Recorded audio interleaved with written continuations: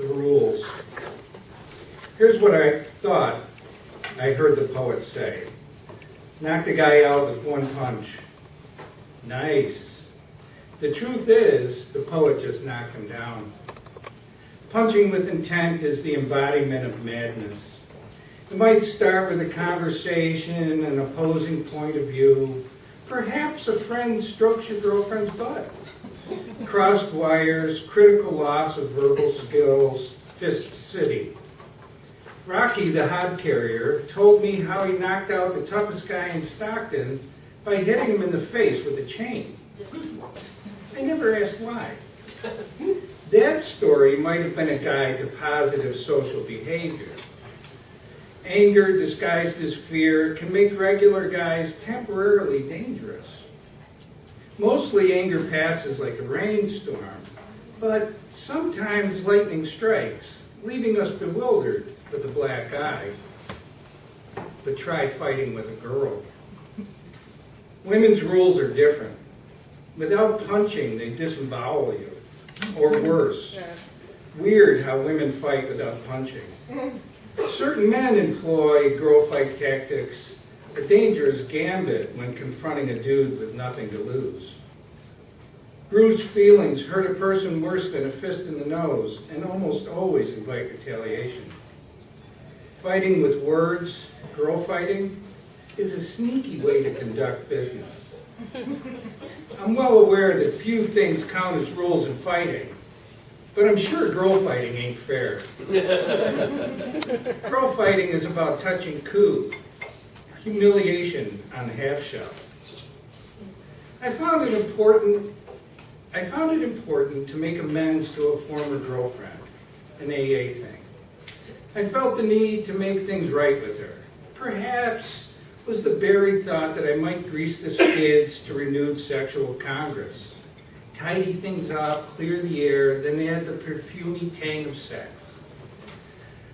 But the amends process didn't go as planned. Anne, well, I'll call her Anne, regarded me as one might a snake. Looky here, Anne, I said in contrition, I done you wrong.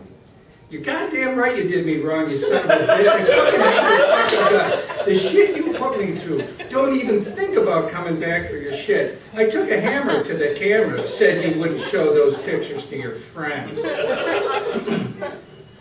I'm in the calm center of an ancient fist fight with Bob Senf. A sirocco of flying fists blot out the waning moon and the single street lamp perched high on a creosote pole. I'm punching and hugging Bob tighter than any girl I've ever loved. I catch a looping hook to the temple, suddenly weightless to be swallowed into the weedy grass. I'm in supplication, in a shell that only marginally protects me from the hailstorm of punches. I've fought this fight many times. Meanwhile, Anne enumerates the myriad evils I've overlooked as I endeavor to atone for recognizable sins. I taste phantom blood, a link in the chain of recall that selects the distinct and profound bouquet of cut grass, pine, new-laid asphalt, stale wine, and cigarettes. Clarity from a punch in the nose. See, just before he knocks me down, I land a beautiful uppercut to Sep's belly. He winces and rolls back hurt. I see fear. I have it. Anne is a freight train, punching through a heat mirage crossing the desert floor. She rolls without slowing, possessed of angry, insane torque. She roars down tracks of shimmering mercury, whose tormented passing conjures dust devils. Fuck you, are her parting words. Fist fight with the guys, admire your bloodied knuckles, check for punctures, loose teeth, and broken bones. All's as it should be. Step from the drunken, dizzy night with dignity. After all, you know these rules.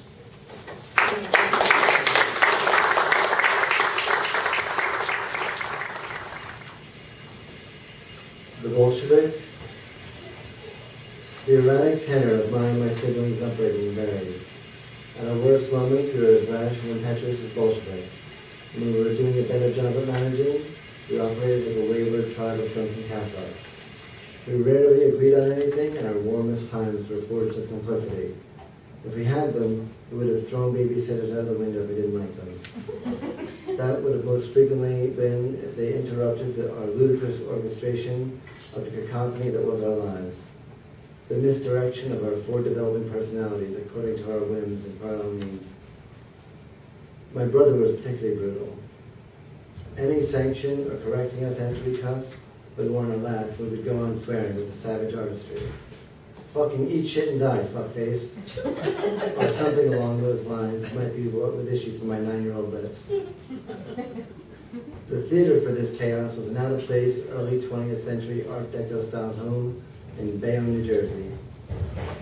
Our house was formerly resided by a congressional representative who had ties with the mob. My basement was the scene of a major mob hit that landed the congressman in prison after a national frenzy of media attention. Thus, my father bought it on cheap.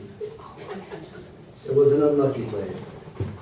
Our home was always veering towards dilapidation, and it was as gargantuan as it was impotent in providing comfort. The old oil burner seemed to have two settings, Africa and Antarctica. When we were feeling agreeable towards one another, it wasn't uncommon for us to be layered in winter clothes and huddled around our electric oven. Despite those candid moments, we slept with our doors locked. Armed with a knife or a blunt object, we would chase each other around the delicately pastel-painted and cracking walls. Only the littlest of us, Amy, was excused from this regular exercise regimen.